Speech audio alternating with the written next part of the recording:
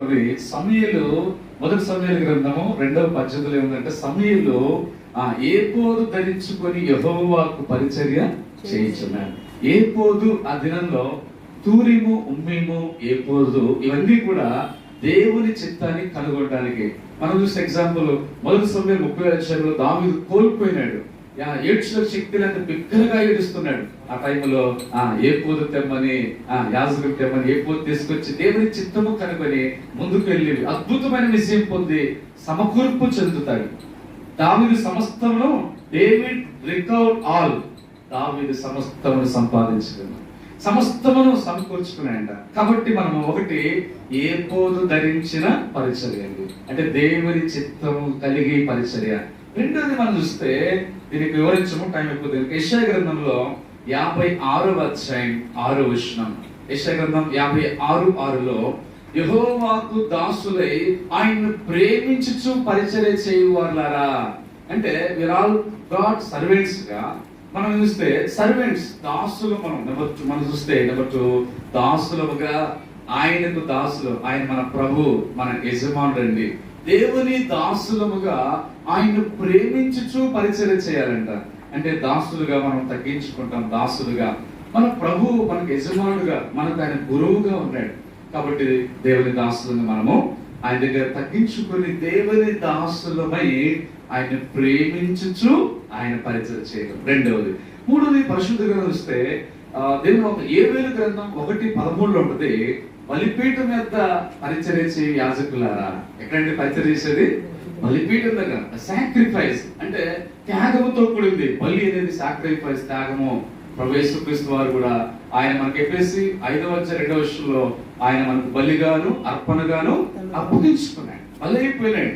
అంటే దేవుని దాసులకు మనం కూడా బలిగా సాక్రిఫైస్, త్యాగంతో. అపోస్తలుడు పౌలు అనుభవం అంటాడు, నేను మిమ్మల్ని ప్రేమించి మీ కొరకు దేవుని సేవలో పానార్పణగా పోయబడ్డాను. ఆ తర్వాత నన్ను నేను వ్యయపరుచుకున్నాను, నాకు కలిగిన సమస్తము కూడా మీ నిమిత్తము వ్యయపరుచుకున్నాను. సాక్రిఫైస్, త్యాగం అండి.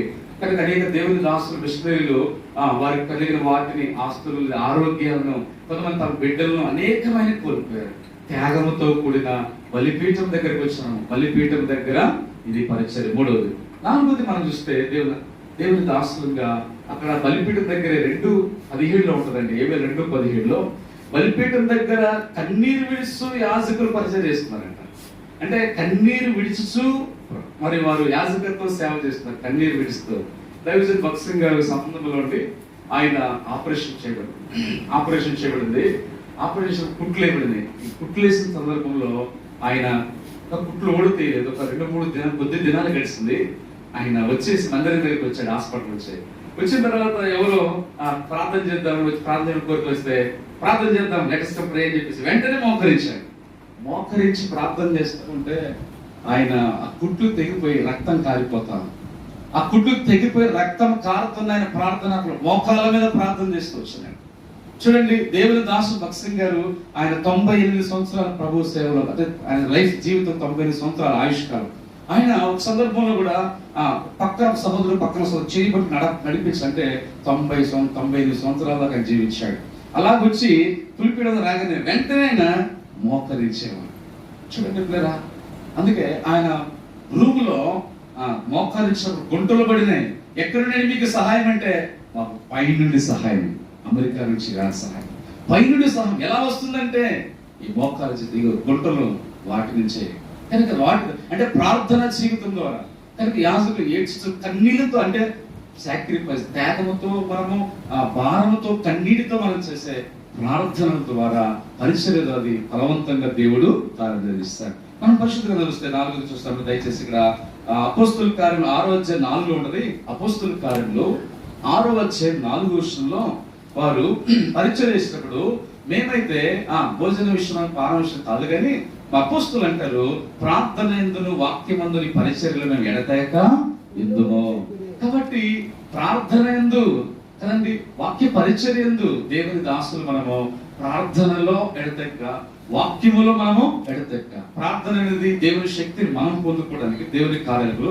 వాక్యం అనేది మనము బలపరచబడుతూ ఇతరులని బలపరచడానికి. కాబట్టి మనం గమనించినప్పుడు దేవుని దాసులు 4వది మనం చూస్తే ప్రార్థన, వాక్య పరిచర్యలో మనం ఎడతెగక ఉండటం. 5ది మనం చూస్తే రోమీయులకు రాసిన పత్రిక 11వ అధ్యాయం 14 ఉంది.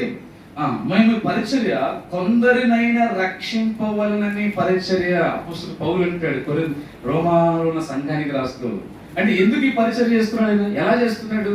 కొందరినైనా రక్షించాలి.